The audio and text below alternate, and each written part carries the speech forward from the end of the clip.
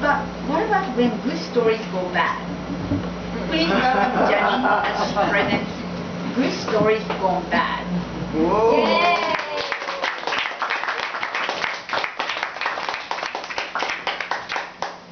Madam Toastmaster, fellow Toastmasters, and most welcome. Well, clearly, everyone here loves stories.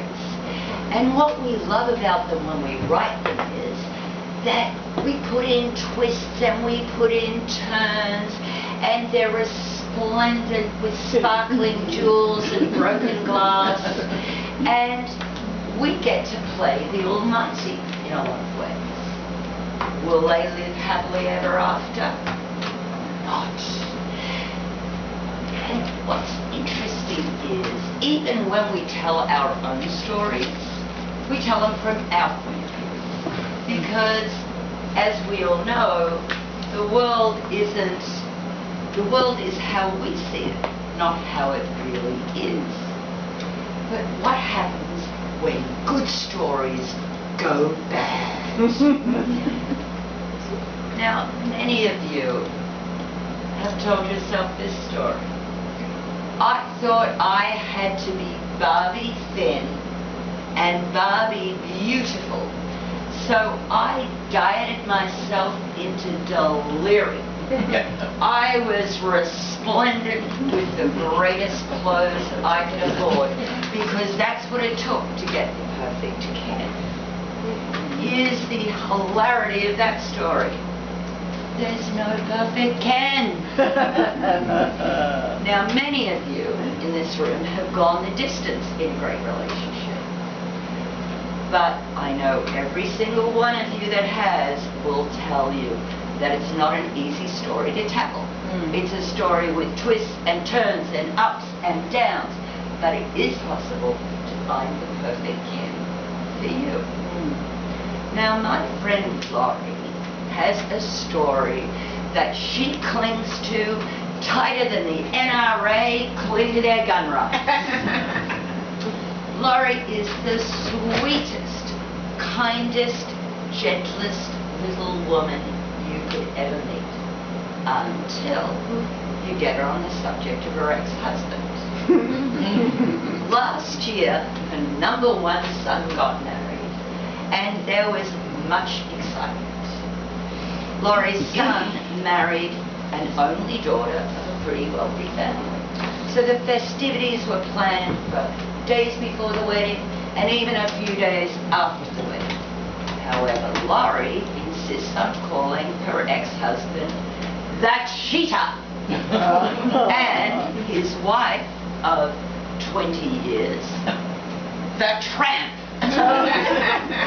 Now, imagine a week of wedding festivities where all the family members have to protect the cheater and the tramp from getting too close to the mother of the groom. Laurie loves her children. I am sure she would give them the life. However, she will not give up that boring story. The story, sadly, says more about Laurie than it says about the cheater and the tramp. Craig Valentine says, and he is so true, it is not the snake that kills us, it's the venom. If you are harboring that good story gone bad, I suggest you stop telling it. And when you stop telling it, you may stop believing it. But if you do tell it, don't tell it to me, because it's boring. Now let's talk about a bigger story. In 2017, 45% of American citizens decided and told themselves the story their vote didn't count. 45% of American citizens. How did that story work out?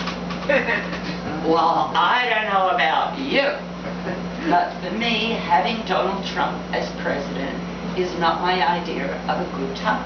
The saddest thing about that story is that the 45% that didn't vote are probably the 45% that are screaming loudest about how their stories have been ruined by having this man in office. Ladies and gentlemen, everyone in this room has told themselves the story at one time. I'm afraid of public speaking. I'll never be a good public speaker. Well, look at you now. You decided to let go of that story and to rewrite it. You decided to forget what people had told you, do a little bit of work and rewrite your own ending. Ladies and gentlemen, my call to action is this. We get to rewrite our own history. What are your good stories gone bad? And isn't it time you rewrote them to give yourself the happy ending that all heroes deserve? Madam President. Yeah.